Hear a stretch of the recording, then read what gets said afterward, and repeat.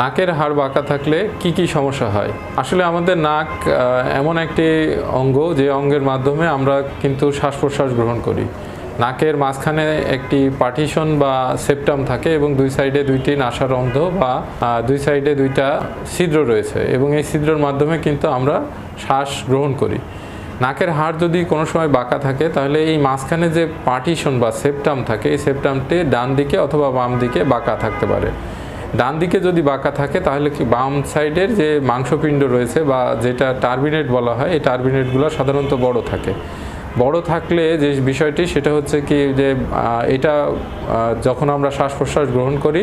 এই গ্রহণ করার সময় এটা কিন্তু ফুলে থাকে এবং এই ফুলে থাকার কারণে অনেকে এটা এই মাংসপিণ্ডটি দেখে অনেক সময় পলিপ নিয়ে তারা কথাবার্তা বলে যে এটা পলিপ এবং এই পলিপের বিষয়ে তারা বেশ উদ্বিগ্ন থাকে। আরেকটা যে জিনিস সেটা হচ্ছে যে যদি এই নাকের হাড় বাঁকা থাকে তাহলে ওই নাকটি বন্ধ থাকে এবং এই বন্ধ থাকার কারণে তার মাথা যন্ত্রণা হতে পারে এবং অনেক সময় আছে যে আমাদের নাকের যে সাইকেল রয়েছে যা নেজাল সাইকেল, শ্বাস প্রশ্বাস যখন আমরা গ্রহণ করি এটা কিন্তু আমাদের শুধুমাত্র নাকে ভিতর দিয়ে কিন্তু শ্বাসনালীতে চলে যায়, বিষয়টি এমন নয়।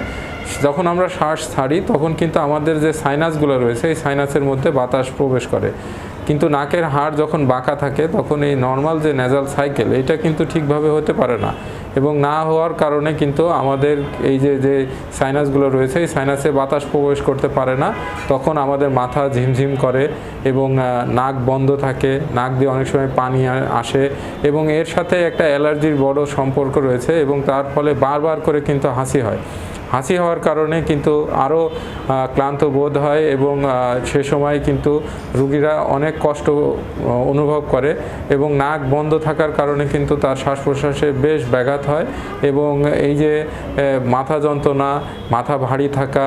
ঘুম না হয় ইত্যাদি নানান উপসর্গে কিন্তু ভুগে থাকে।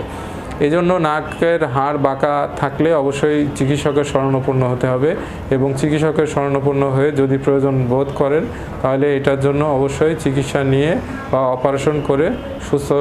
সবল থাকতে হবে। ধন্যবাদ।